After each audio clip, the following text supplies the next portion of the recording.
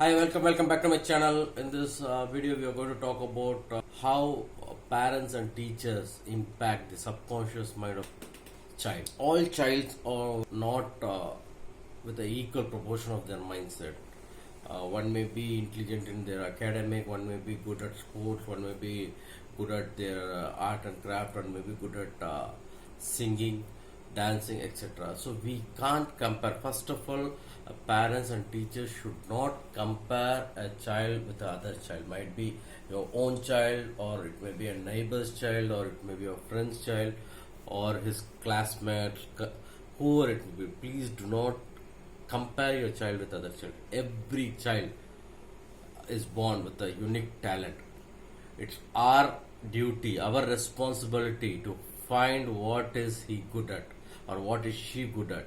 As I said earlier, everybody will not be bright in academic, but it's not that all bright students have a bright life in future. I have seen many students who are toppers are struggling for their livelihood, but at the same time, an average student is doing good. So whenever you say you are used for nothing, you're stupid, you're idiot, these stupid idiot used for nothing is being programmed in his subconscious mind, which doesn't allow him to grow.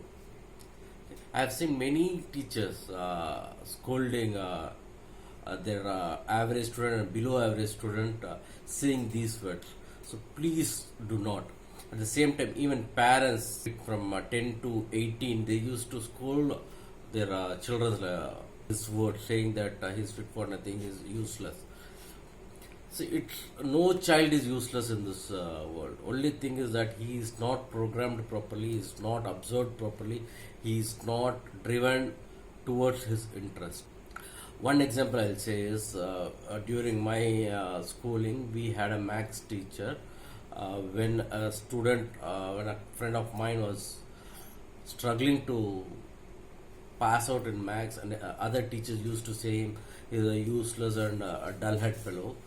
That particular teacher took some interest on him, checked his interest, and he actually programmed him, saying that maths is very simple if you understand it. So first what he did is he asked him to learn all the formulas which a chapter has.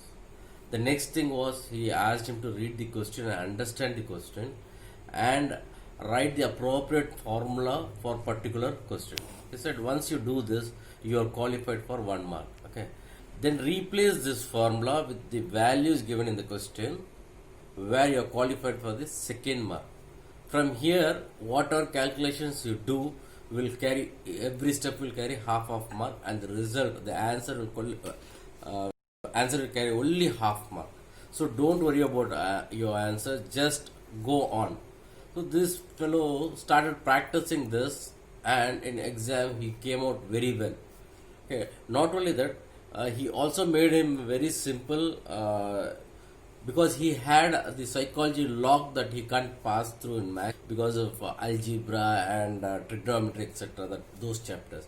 So what he did is he took the simple chapters like graph, matrix, and geometry, where he said that 30 to 40 marks can be easily scored, and he has to only work for another 20 marks, which will be very easy for him to achieve. With that, he passed his 10th, and he took maths group in 12th. He passed it 12th with a good mark, and today he is an engineer.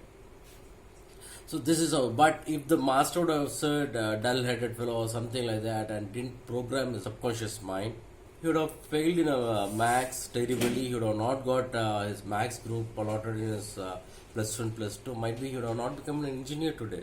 And the second thing is, I have seen parents asking the children to sing a song or a rhymes or whatever they know in front of their relatives or friends, which is also not good, because you have to give the importance to the children's mood and their mind. We can't force thing and get it there done from them.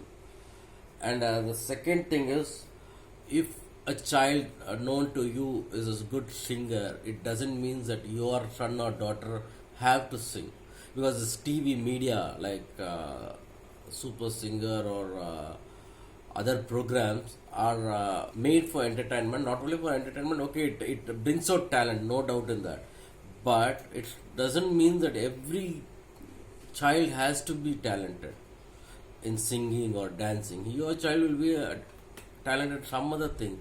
So please focus on that and groom your child according to his taste or his interest. This is how you have to plan and do and program your child's subconscious mind, because whatever positive or negative which is being stored in his mind will be working all over his lifetime.